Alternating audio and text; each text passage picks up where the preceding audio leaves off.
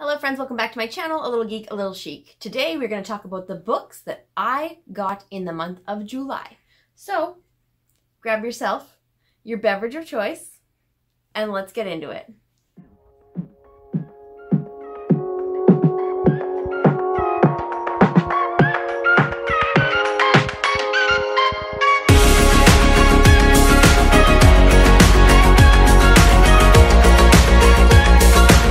In the month of July, I went to the Symphony book sale one last time. I met up with a friend of mine from BookTube as well as in real life, Kim. She is over at Bookshelfbunny, so I will tag her channel down below. And you can go see her haul that she got. I think she called it her summer book haul. I'll try to tag that exact video actually. And you can see a picture of the two of us and also all of the books that she got, which she made out like a champ with the Stephen King section. Now, the month of July, I only acquired personally 9 books between the book sale and the thrift store because I had another half off coupon for the thrift store. They just know how to get me, right? So I went there and I just got a couple of books.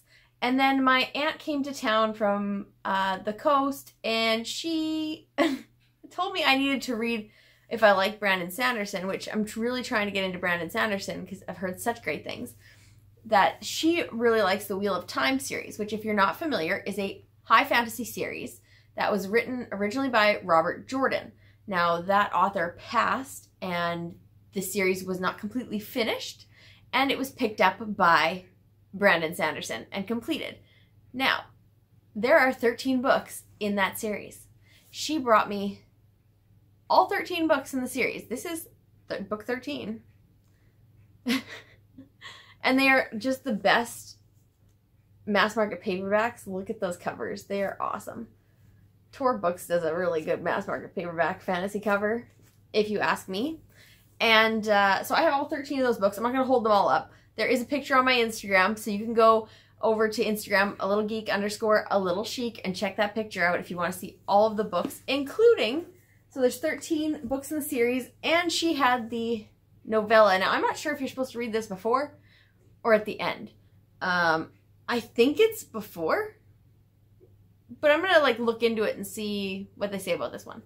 And then I'll know where to start, because right now I'm looking at these 13 books and it's so daunting. And then there's this little guy who goes either before or at the end, and so I got to figure out which where to place him. Which where. That's the new word I made up.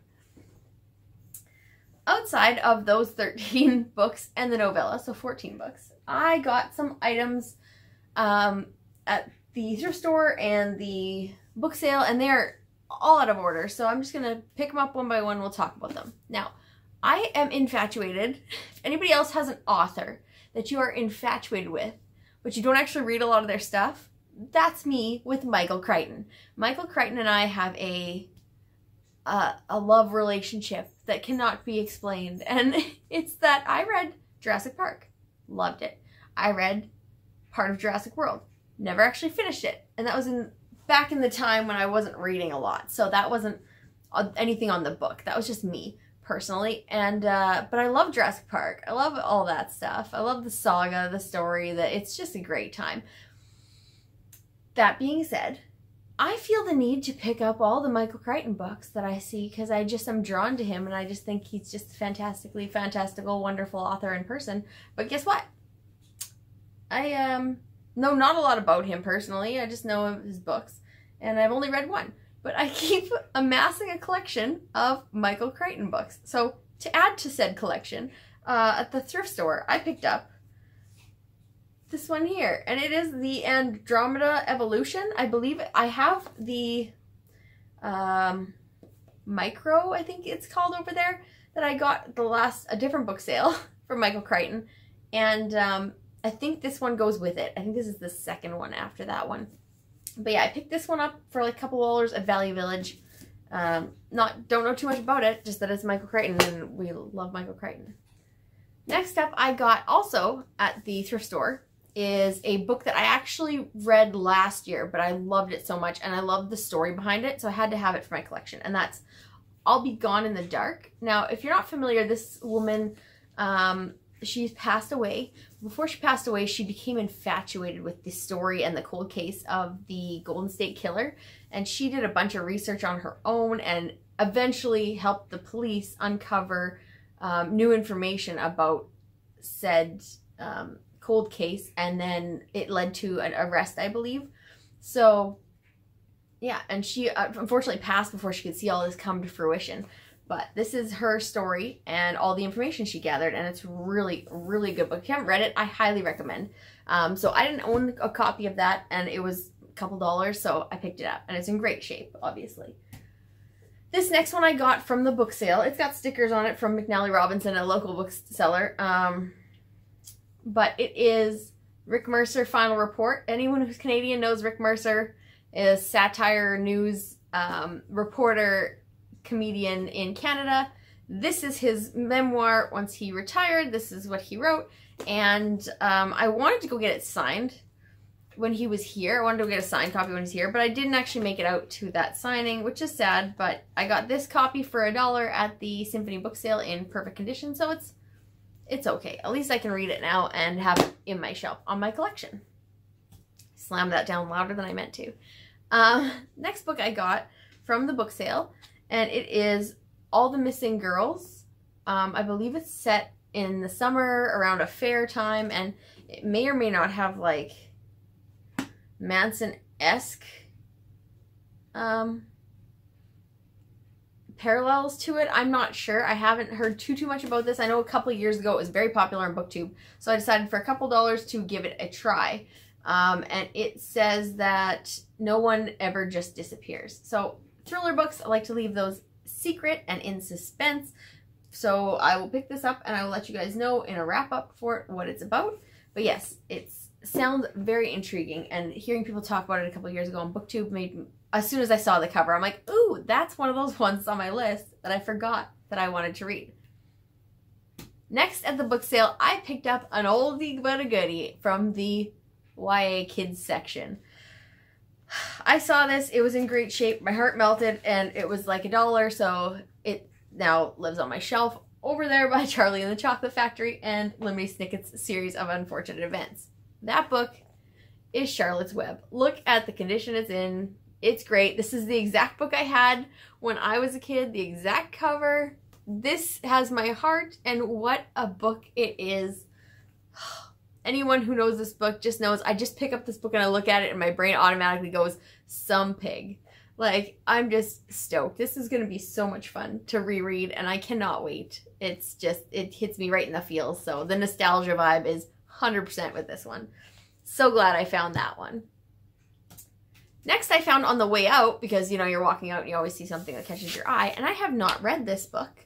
So I'm excited to delve into Yes Please by Amy Poehler. I love Amy Poehler as a comedian, as a female. She is a boss babe to the nth of the earth, and I'm stoked to read this one. So a couple bucks, I picked this one up at the book sale, and I just love the cover too. Look at that. Who doesn't love fuchsia pink? Especially when it's like ambiance like that. Look at it go. That'll just enhance my reading of this book, I swear. I'm so excited. And it's got colored pictures in it of like, there's Weekend Report. So I'm excited about that one. Yeah, couple bucks, owned it. Next book I picked up is the second book to a book that I have already read. I do not own, but I have already read. So maybe I will own after the next book sale. Maybe I'll pick it up because I always see it there. And that is The Rosie Effect. Now, it is the second book to the Rosie Project. If you aren't familiar with the Rosie Project, it is about a gentleman who is eccentric, to say the least. He's got, I can't remember if he's got Asperger's. I can't remember what he's got, but he has, likes things to be very specific, structured, detailed, and he wants to find a companion. But he doesn't want to mess around with dating and all the bad that comes with the dating. So he just wants to find the perfect right away, hop, skip, and a jump, be done with it, find his forever. So that is where his test comes in. So he makes up a test, sends it out, the results come back, he finds a perfect match, 100% to this test that he put out to the world. And that is where Rosie comes in, and it is a fantastic story about things being perfect, but not always exactly what you expect. So it's a great, great book, and I highly recommend if you haven't read The Rosie Project to pick it up. But yeah, I got the second book in the series for a couple dollars.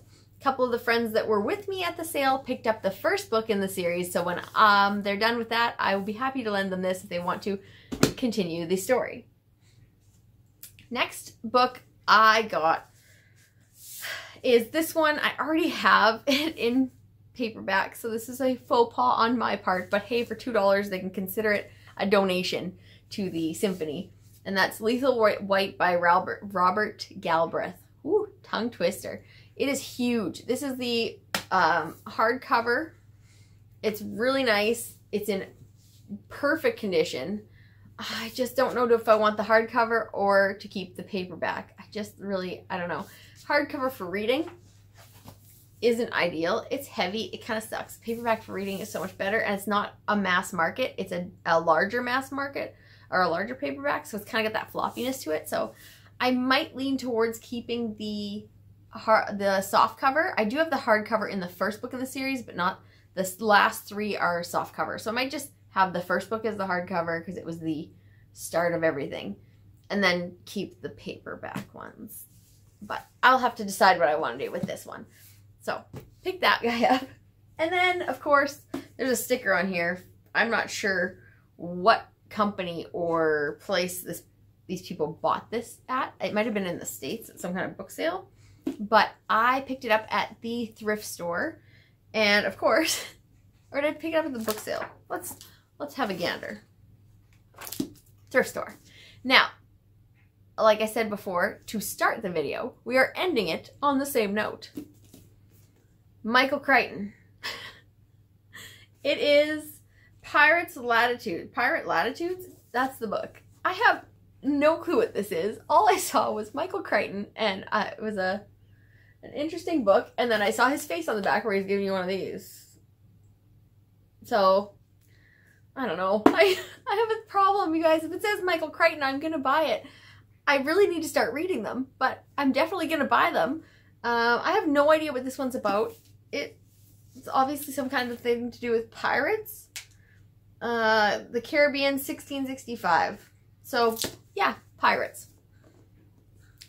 That is it for the physical books that I got in the month of July. Head on over to my Instagram, though, @alittlegeek_alittlechic, and check out the posts that I have put on there for the digital books that I got for $1 or $2 off of Kobo and Amazon in the month of July. There's only a few, so I decided to share them over there on that platform this month. So head on over there to see the rest of those, and as always, thank you for watching. I hope you are enjoying your summer, and definitely let me know down below if you have an author like mine that is an auto buy that you actually haven't really read very much of. Yeah, I appreciate, as always, all of your likes, all of your subscribes. See you soon with another video.